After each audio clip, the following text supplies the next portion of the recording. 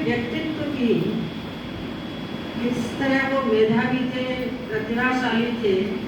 मैं कल एक पुस्तक पढ़ रही थी तो अचानक मुझे उसमें एक बहुत ही अच्छा उदाहरण मिला, जो कि मैंने भी पहले नहीं पढ़ा था, न सुना था, और मैं उस उदाहरण को आपको भी सुनाना चाहती हूँ, क्योंकि भाषण तो बहुत हो गया और इतनी देर में आप बोल भी हो गए होंगे सुन के। तो वो कहानी मैं आपको थोड़ा सा बताना चाह रही थी कि क्या प्रसंग था।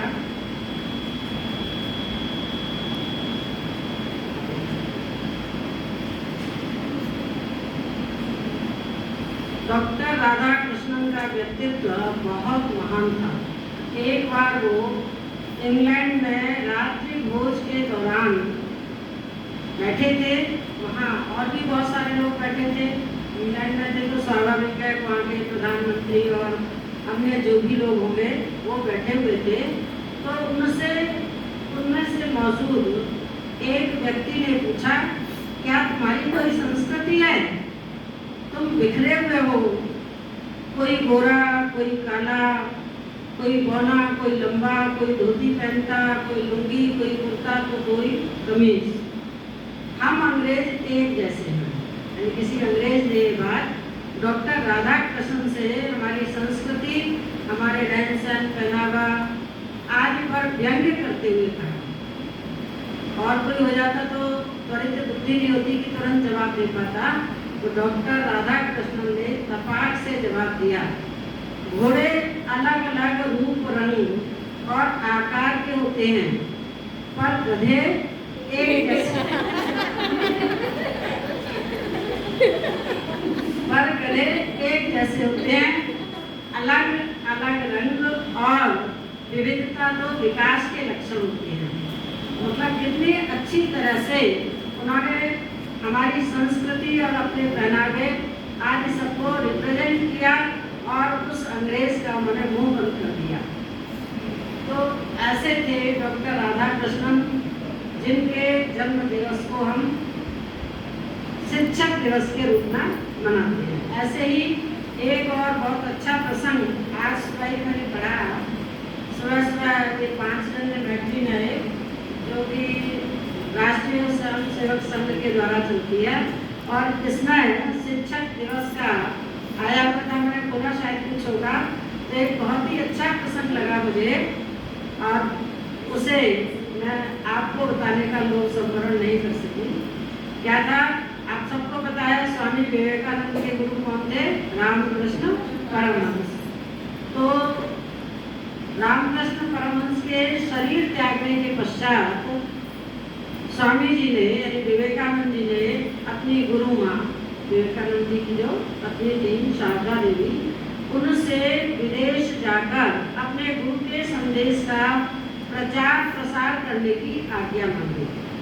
गुरु माँ रसोई से बोली, विवेकानंद जी का बचपन का नाम नरेंद्र था, तो इसलिए से उन्होंने नरेंद्र विवेकानंद जी को पुकारा, नरेंद्र जरा चाकू तो देना। नरेंद्र ने ऐसा ही किया। माने विदेश जाने की आज्ञा नहीं दी। कुछ दिन बाद पुनः ऐसी ही घटना घटी। अब बातें बड़ी साधारण सी हैं, हम लोग इन पर ध्यान नहीं देते, लेकिन कितनी महत्व की बात है ये। तो पुनः ऐसी घटना घटी। माने इस बार नरेंद्र को आज्ञा दे दी, यानी विदेश जाकर अपने गुरु के संदेश का प्रचार प्रसार करने के लिए। नरेंद्र ने आश्चर्य से पूछा, माँ पिछली बार आपने मना किया, इस बार आज्ञा दे दी, ऐसा क्यों? पीछे भी चाकू मांगा तो मना कर दिया, और आज भी मांगा तो आज्ञा दे दी। तो शारदा माँ ने कहा, देख नरेंद्र, पिछली बार जब तूने मुझे चाकू दिया तो उसकी धार मेरी तरफ थी। अब ये बहुत ध्यान से सुनने वाली बात है। जब तूने चाकू मुझे दिया तो उसकी धार मेरी तरफ थी, लेकिन इस बार जब चाकू दिया तो धार तूने अपनी तरफ रखी। जिस जगह पर तू कार्य करने जा रहा है वहाँ तुझे चाकू की नोक से भी ज्यादा चुभने वाली बातें बोली जा सकती हैं। लोगों का व्यवहार बहुत कटु हो सकता है, लेकिन याद रखना तेरा व्यवहार सबके प्रति प्रेम भरा ही हो, धार अपनी तरफ रखना और लोगों की तरफ मुलायम बात। अब ये इतनी प्रेरणादायक बात है और सीख लेने वाली बात है कि गुरु की जो प्रकाश दृष्टि होती है वो ऐसी ही होती है कि छोटी छोटी बातें होती हैं, लेकिन वो हमारे जीवन के लिए कितनी उपयोगी होती हैं और सीख लेने वाली होती हैं। अब गुरु ब्रह्मा विष्णु महेश बहुत सारी बातें आपने सुनी। मैं आपको एक छोटी सी कविता सुनाना चाह रही हूँ और वो कविता है, मैंने जिनके मार्गदर्शन में पीएचडी की थी, डॉक्टर रमन सिंह चौहान नाम था और आरपीएस कॉलेज आगरा में राजा बलवंत सिंह कॉलेज, शायद आपने किसी ने सुना होगा, संगीता सिंह मैडम ने सुना होगा, तो वो आगरा की हैं। तो मैंने उनके निर्देशन में पीएचडी की थी और उनका स्नेह मेरे ऊपर बहुत रहा। जब मैंने पीएचडी की थी तो उससे पहले जो विषय मुझे पीएचडी का मिला था, रामचरितमानस, उस विषय पर किसी को उन्होंने टॉपिक दिया था और उस व्यक्ति की हार्ट अटैक से मृत्यु हो गई। उसके बाद जब मैं उनके पास गई टॉपिक के लिए, सिलेक्शन के लिए, तो उन्होंने मुझे आग्रह किया कि टॉपिक तो है और उसकी सिनॉप्सिस तक भी तैयार हो चुकी है, लेकिन जिस व्यक्ति के द्वारा किया जा रहा था उसकी हार्ट अटैक से मृत्यु हो गई। तो कार्य के शुरू में ही बिल में आने से थोड़ा मन में खिन्नता आ गई कि आगे करने वाले के साथ भी कोई इस तरह की समस्या न हो। मैंने कहा नहीं सर, मैं इसी को करूँगी और मैंने वो टॉपिक शुरू किया। उन्होंने मुझे हालांकि कहा कि आप जाकर उसके घर से वो मुरादाबाद का व्यक्ति का ला सकते हो, इतना काम उसने किया। मैंने कहा नहीं, मैं खुद ही करूँगी और उनके निर्देशन में मैंने 82 से लेकर 88 तक कार्य किया था। 90 में मुझे पीएचडी मिली थी डिग्री और उसके बाद ही, मिलने के बाद ही थोड़े समय बाद ही उनकी हार्ट अटैक से मृत्यु हो गई।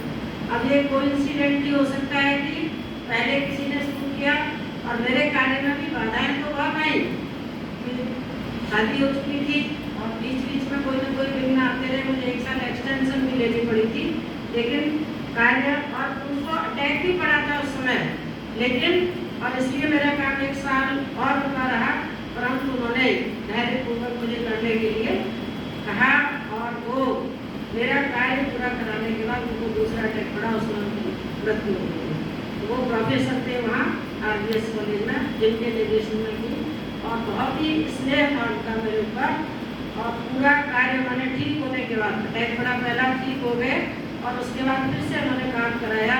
उस समय मैं पूरा साल 6 महीने तक आना जाना बराबर होता रहा और बहुत मुश्किलों से इस विषय को मैंने पूरा किया।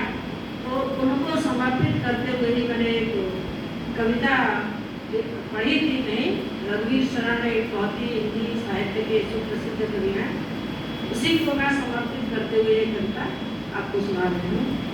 हे, और ये आप सबके लिए भी बहुत उपयोगी है कि हम सब शिक्षक हैं और एक जो आदर्श शिष्य होता है उसके मन में अपने गुरु के लिए क्या भावना हो सकती है। हे गुरुवर महान, हे गुरुवर महान, ऐसा सत्य सिखाना जग को, ऐसा सत्य सिखाना जग को, अनाचार मिट जाए, मिटे स्वर्ग की असत कल्पना। इस स्वर्ग को हमने देखा नहीं है, उसकी एक कल्पना मात्र है। मिटे स्वर्ग की असत कल्पना, शाश्वत सत्य भूमि पर आए, शाश्वत सत्य भूमि पर आए। हे गुरुवर महान, तुम भूखे भगवान। गुरु को हमेशा इस उपलब्धि पर क्या माना जाता है? भगवान का दर्जा दिया जाता है। तभी कहा मात्र देवो भव, पितृ देवो भव, के साथ में आचार्य देवो भव। तुम भूखे भगवान, तुम्हारे चरणों में ईश्वर मिलते हैं। तुम भूखे भगवान, तुम्हारे चरणों में ईश्वर मिलते हैं। तुम अंतर के मालिक, तुमसे फूल जिंदगी के खिलते हैं। मैं भूलूंगा पर तुम भूलों पर उदास न होना, मैं भूलूंगा पर तुम मुझसे भूलों पर उदास न होना। तुम शिक्षक विद्वान, तुम्हारी प्रतिभा से लोहा भी सोना। हे गुरुवर महान, ऐसा सत्य सिखाना जब को अनाचार मिट जाए। हे गुरुवर महान। धन्यवाद।